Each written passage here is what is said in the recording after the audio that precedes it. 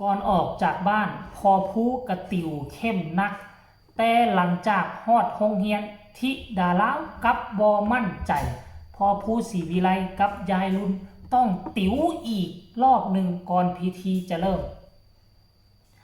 สบายดี FC แฟนคลับทุกทาน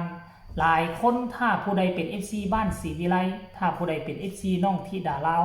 ก็คงจะฮู้แล้วล่ะว่ามื้อนี้เป็นมื้อที่สำคัญที่สุดในชีวิตของเด็กหญิงธิดาลาวหรือว่าเด็กหญิงไพรินนั่นเองท่านผู้ชม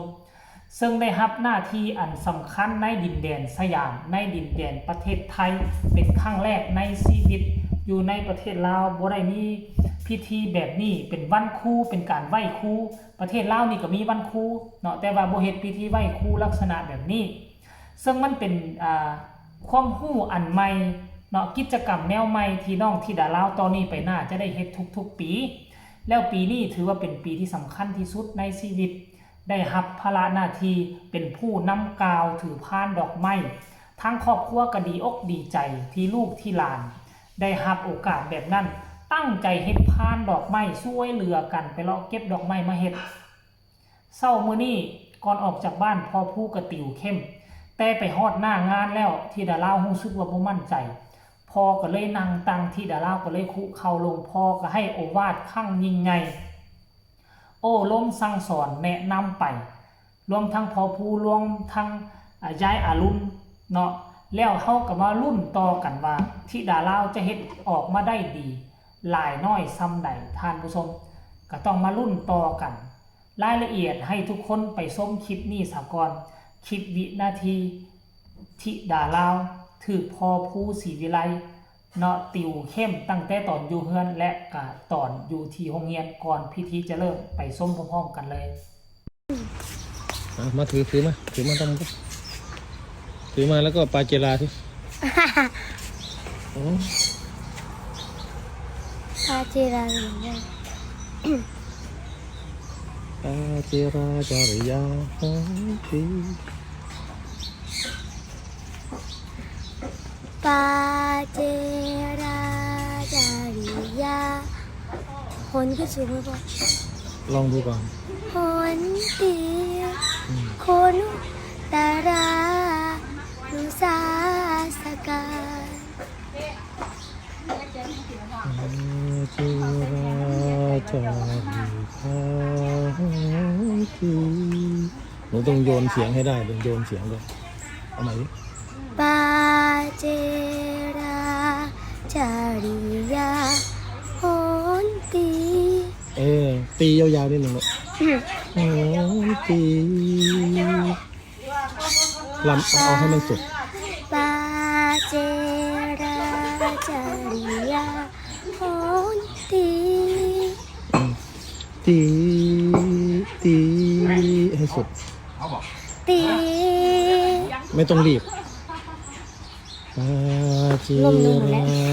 จาริยาโหตีให้มันหายไปได้จังหวะเมื่อคืนนี้หนูร้องเพลงรู้สึกว่าหน้าอยากเหมือนมนุษย์เป่าคุยแล้วพ่อก็หนูปล่อยลมออกมาหนูทำปากกว้างเกินเลยปาเจราหนูทำปากแบบเนี้ยลมมันก็เลยออกมาหนูต้องทำปากตามรูปเสียงปาธรรมดาไม่ต้องปาแบบนี้ปาเจราทำปากรูปปากหนูต้องให้ไปได้ตามรูปเสียงตามรูปอักขระของตัวหนังสือปาเจราจาริยาหูตีคือพูดให้ไม่หนูทิ้งช่วงไปเลยหนูไม่ต้องรีบตามจังหวะปาเจรา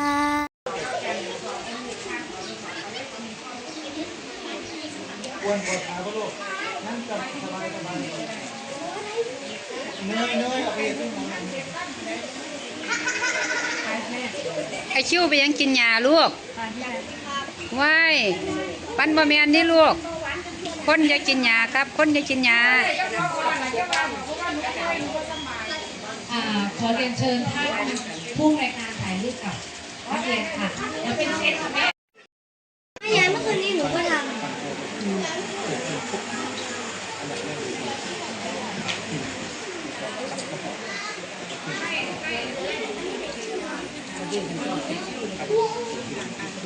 ัดทีนี้จากที่พ่อเพิ่นให้อุบาทแล้วบัดนี้ก็เป็นพ่อต่อค่ะพ่อเพิ่นก็สิให้อุบาทลูกสาวจังซี่เรื่อยๆแล้วค่ะพี่น้องอบรมสั่งสอนน้องธิดาเล่าแบบนี้ประจำไหมค่ะ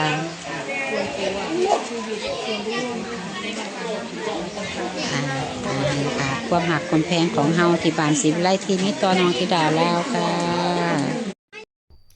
สำหรับทุกคนอาจจะมองว่าอาจจะเบิ่งว่าเรื่องนี้ก็เป็นเรื่องธรรมดาของเด็กน้อยเขาอยู่ในโรงเรียนประถมนะบ่ได้วิเศษวิโสอีหยังจักอย่างดอกแต่พวกเจ้าคิดเบิ่งคันท่ากรณีว่าเป็นเด็กใหม่ไปเข้าโรงเรียนอยู่นำเขาใหม่